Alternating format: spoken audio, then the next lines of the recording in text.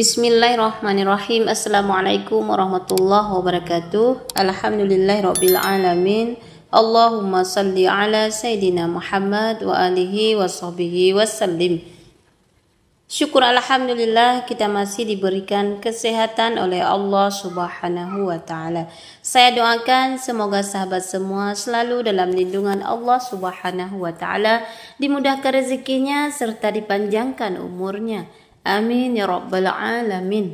Sahabatku yang dirahmati Allah, wajib kita tahu ada 9 pantangan di kamar mandi yang bikin rezeki kita sempit. Maka jangan lakukan ini menurut agama Islam.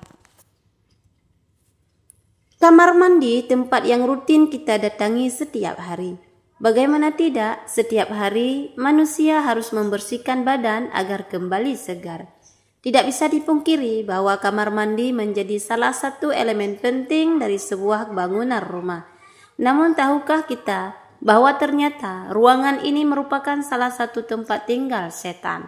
Dalam sebuah hadis, Rasulullah SAW menceritakan bahwa iblis pernah meminta kepada Allah agar diberi tempat tinggal. Allah pun kemudian memilihkan kamar mandi sebagai rumah mereka. Secara fitrah, manusia memang tidak bisa melihat mereka. Namun para setan yang menghuni kamar mandi dapat melihat kita dan melakukan bujuk rayunya. Tindakan ini mungkin kerap Anda lakukan saat berada di kamar mandi. Ternyata beberapa di antaranya merupakan bentuk godaan setan. Seperti apa godaan tersebut? Berikut adalah penjelasannya. Dalam sebuah hadis Rasulullah SAW menjelaskan bahwa iblis ingin memiliki tempat tinggal layaknya Adam alaihissalam yang tinggal di bumi. Ya Allah, Adam dan keturunannya Engkau beri tempat tinggal di bumi, maka berilah pula aku tempat tinggal, kata iblis. Allah Subhanahu wa taala berfirman, tempat tinggalmu adalah WC atau kamar mandi atau jamban. Hadis riwayat Bukhari. Tentu saja iblis tidak akan tinggal diam ketika kediamannya dimasuki oleh manusia yang menjadi target utama kesesatan mereka. Itulah kenapa Anda diharuskan untuk membaca doa ketika akan masuk ke kamar mandi. Inilah hal-hal yang sering kita lakukan di kamar mandi, namun ternyata adalah godaan setan. Yang pertama, berlama-lama di kamar mandi. Banyak di antara kita yang mungkin lama saat berada di kamar mandi, ternyata ini merupakan salah satu bentuk godaan yang dilakukan setan. Para ulama menyarankan agar kita cepat keluar dari kamar mandi, karena tempat ini adalah tempatnya setan. Karena WC dan semisalnya merupakan tempat kotor yang dihuni oleh setan, maka sepantasnya seorang hamba meminta perlindungan kepada Allah Subhanahu wa taala agar ia tidak ditimpa oleh kejelekan makhluk tersebut. Namun yang mengherankan, kini kamar mandi didesain sebagus mungkin dan membuat orang-orang betah berlama-lama berada di ruangan tersebut. Padahal tempat kotor, tempat membuang kotoran, tempat itulah tempat berkumpulnya setan. Kemudian yang kedua, bernyanyi atau berkata-kata. Bernyanyi atau berkata-kata atau berbicara ternyata juga merupakan gangguan setan. Ternyata ulama sepakat jika kegiatan ini hukumnya adalah makruh atau perbuatan yang sebaiknya tidak dilakukan. Jika dibutuhkan tidak mengapa, jika tidak maka meninggalkannya lebih utama. Tidak boleh 2 orang keluar menuju tempat buang hajat dalam keadaan membuka aurat sambil berbicara, karena Allah memurkai yang demikian itu. Hadis riwayat Abu Daud dan Ahmad.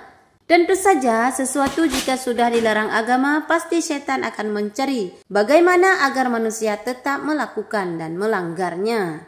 Kemudian yang ketiga, bermain-main air atau sesuatu yang lain. Tidak dipungkiri jika kita pasti sering melakukan ini dengan alasan agar tubuh bersih maksimal, maka seseorang akan berlama-lama di kamar mandinya. Ternyata ini adalah bentuk gangguan yang dilakukan setan. Kemudian yang keempat, membiarkan baju yang kotor tergantung dalam kamar mandi. Bahkan menggantung baju kotor di kamar mandi tergolong tipu daya setan. Dengan baju kotor yang menumpuk, maka tidak jarang akan menimbulkan penyakit dan perkembangbiaknya bakteri-bakteri yang dapat mengganggu kesehatan tubuh. Setan membuat kita menjadi malas memperhatikan kebersihan pakaian kita. Padahal hal-hal yang kotor sangat tidak disukai oleh Allah. Namun itulah yang sangat diinginkan setan. Jika kita menjalankannya artinya mereka sukses membujuk rayu kita. Kemudian yang kelima, membuat manusia lupa membawa doa ketika masuk kamar mandi. Jika Anda selama ini tidak pernah membaca doa ketika akan masuk ke kamar mandi, maka sebaiknya Anda ubah kebiasaan tersebut, karena sebenarnya hal itu merupakan salah satu godaan setan. Dengan tidak berdoa terlebih dahulu, maka setan akan mudah melakukan bujuk rayu, padahal dengan bismillah pandangan setan akan tertutupi. Rasulullah Shallallahu Alaihi Wasallam mengajarkan doa saat masuk ke kamar mandi.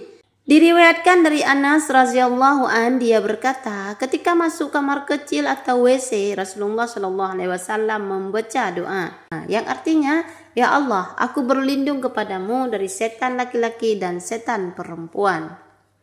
Dahulukan kaki kiri ketika hendak masuk kamar mandi dan dahulukan kaki kanan ketika hendak keluar. Dan jangan lupa bersuci. Kemudian yang keenam, melakukan wudhu sambil tidak berpakaian. Ternyata berwudhu dengan tanpa sehelai benang juga merupakan godaan yang dilakukan setan. Allah Subhanahu wa Ta'ala menyukai hambanya yang menutup aurat, sehingga setan akan senantiasa membuat manusia untuk melanggar apa yang disukai Allah tersebut.